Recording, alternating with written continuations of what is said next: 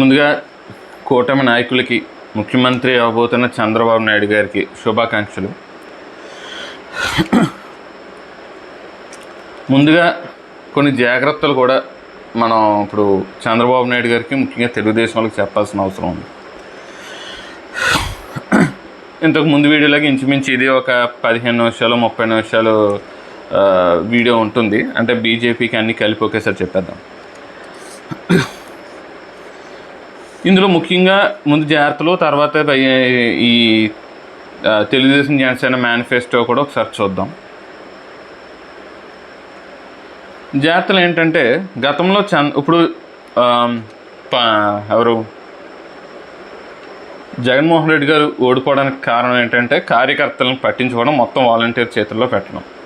సరే, ఆ తప్పు చంద్రబాబు నాయుడు గారు చేయరు, ఎందుకంటే గతంలో ఎలాగే అయినా మొత్తం అంతా తీసుకెళ్ళి అధికారుల చేతుల్లో పెట్టి కార్యకర్తలని, నాయకులని డమ్మీ చేశారు. దాంతో వాళ్ళు డమ్మీలు అయిపోయారు, సైలెంట్గా ఉండిపోయారు, ఓడిపోయారు.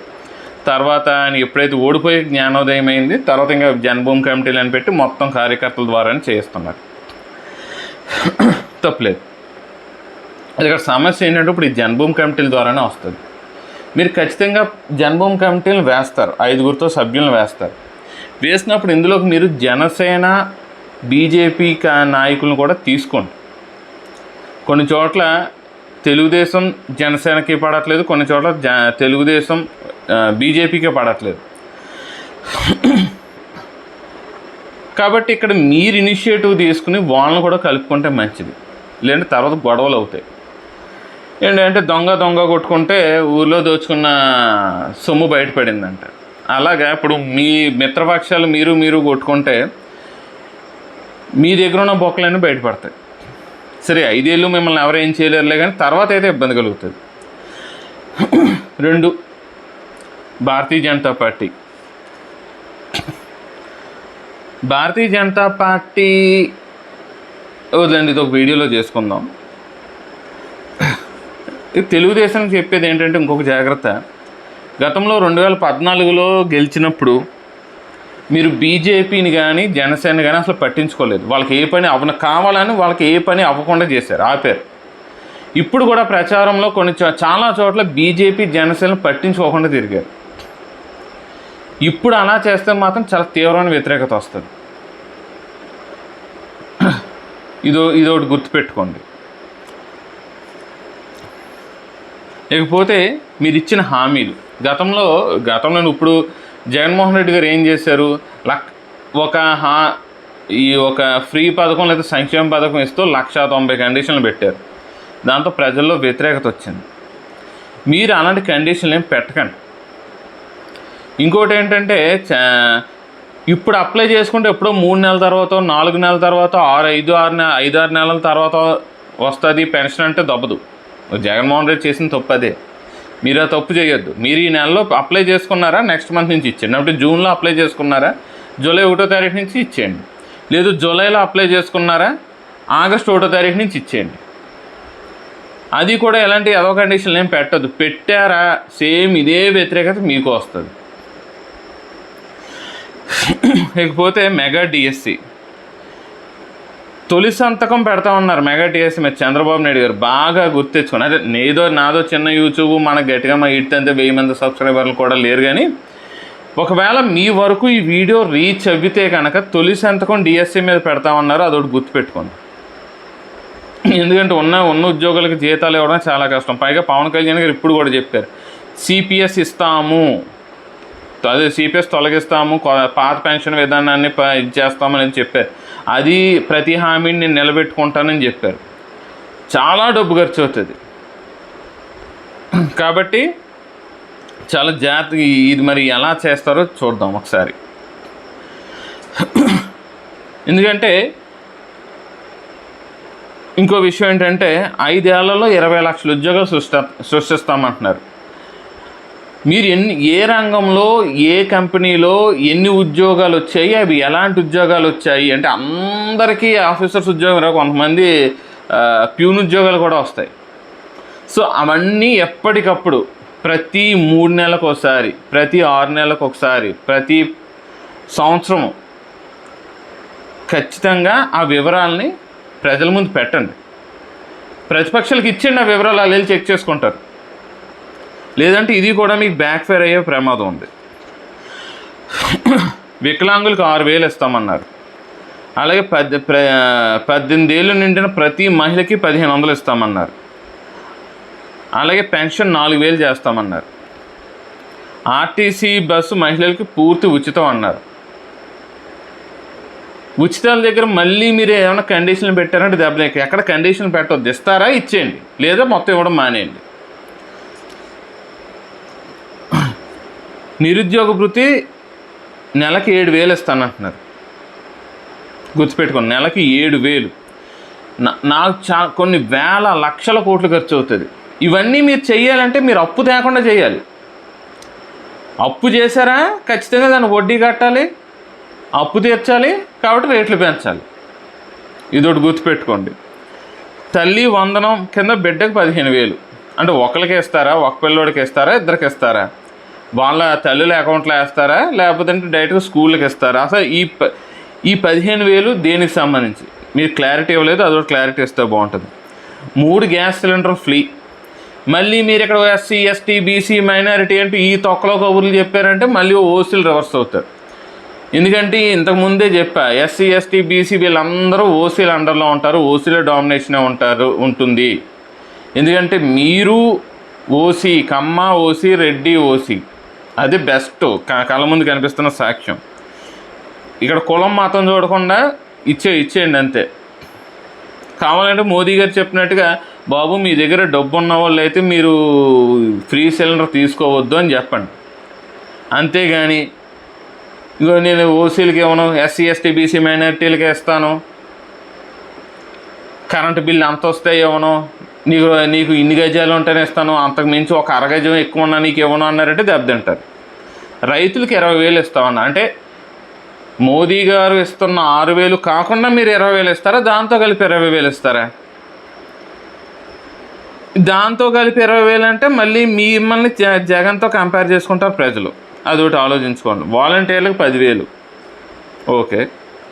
బీసీలకు 50 సంవత్సరాలకే పెన్షన్. ఇదే చెప్పా, ఈ పిచ్చేసలే వద్దు.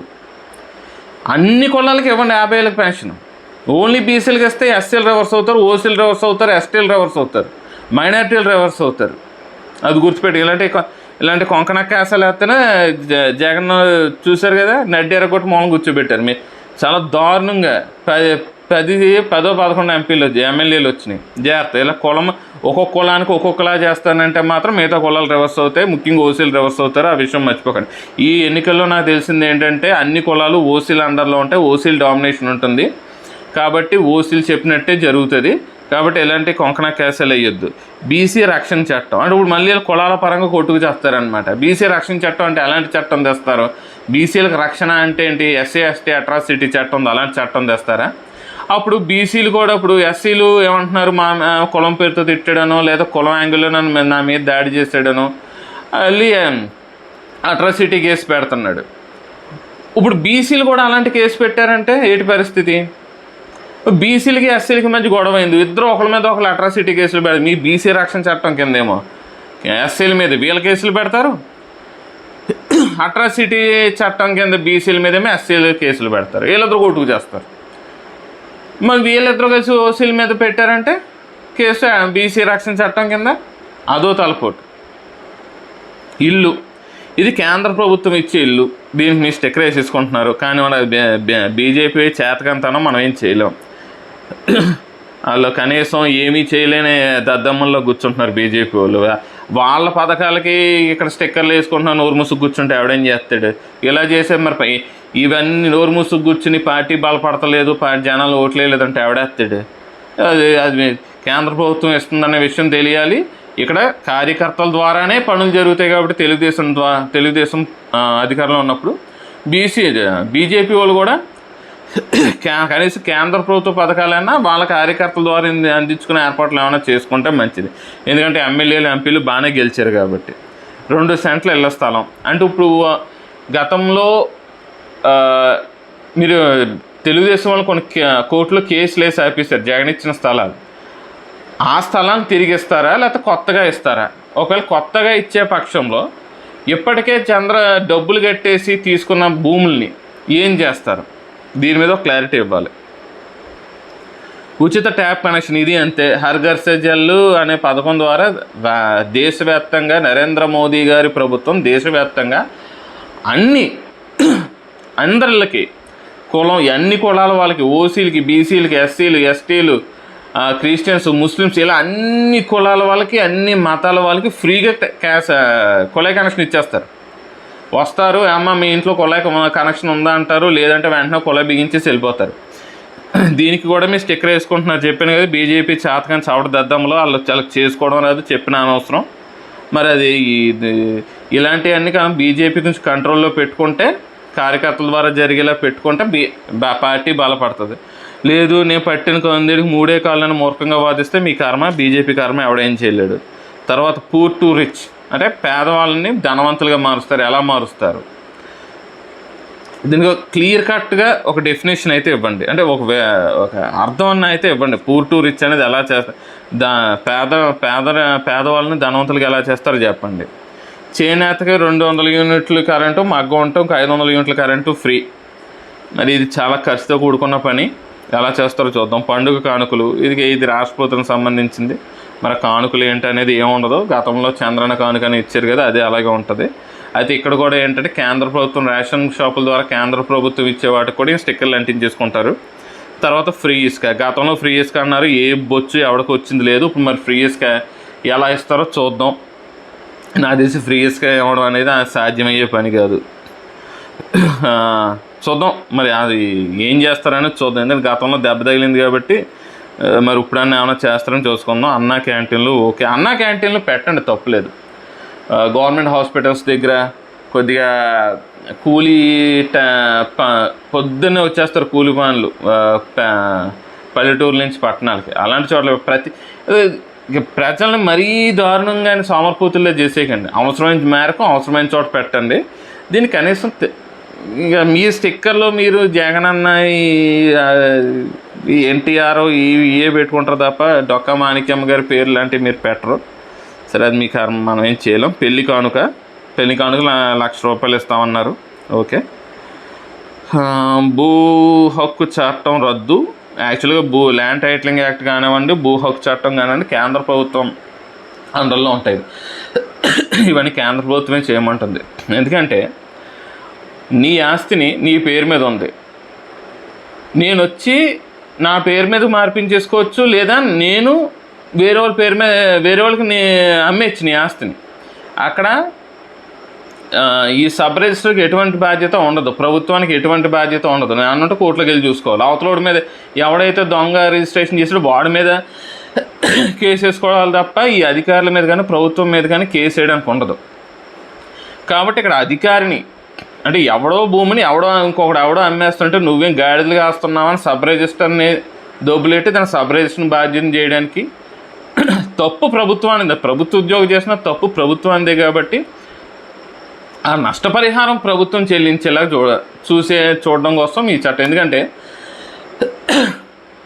ఇప్పుడు మీరు చూడండి, ఇది హిందూ దేవాలయాల భూములను ఎవడో లేఅవుట్లు వేసి అమ్ముదొక్కుతాడు.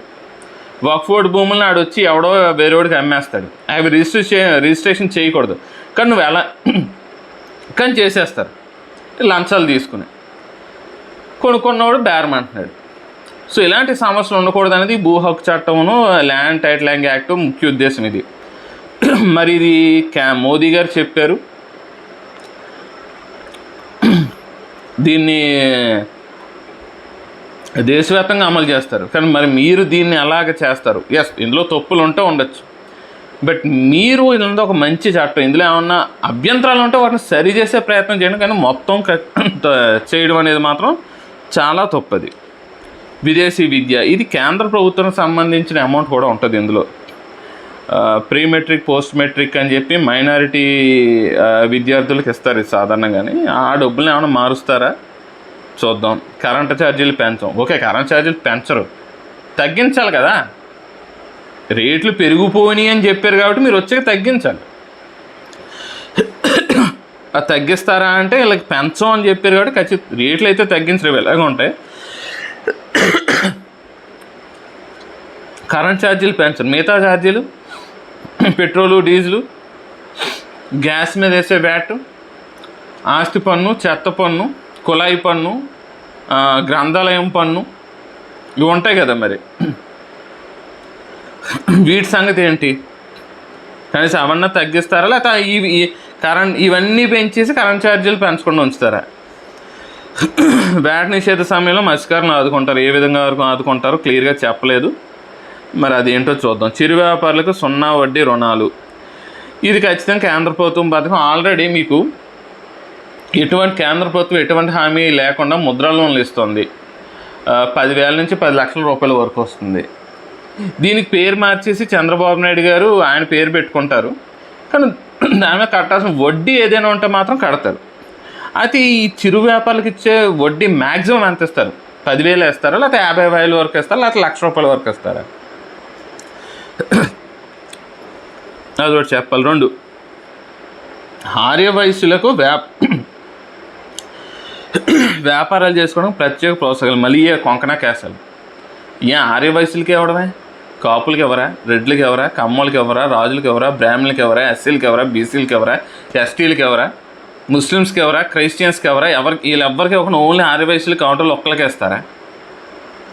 ఈ కొంకణా కేసాలు వద్దు. కులాన్ని బట్టి కాదు, అర్హతను బట్టి, పేదరికాన్ని బట్టి ఇవ్వండి. Aquaculture, cold storage, okay.